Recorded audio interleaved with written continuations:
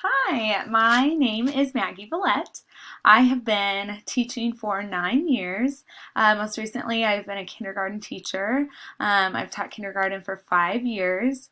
I was a first grade teacher in English as a second language, and then English as a second language teacher, and then a fifth grade teacher before I taught kindergarten. So I've done a couple different types of teaching.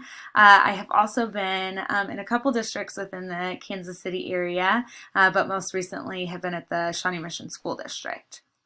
My feelings on online coursework. I have really enjoyed taking my classes online. What I have really enjoyed is just the flexibility of the coursework and being able to submit things when I am able to and when I have time. So with everyone, life gets busy, and with families and work and everything, there's not a lot of time to do things, and so it's been nice to be able to have that flexibility with online coursework. And I have also really enjoyed just connecting with people, other teachers and professionals that are not just within my district or within the Kansas City area. So it's been really neat to learn and have discussion board posts with other teachers all over. So that has been really neat to do that as well.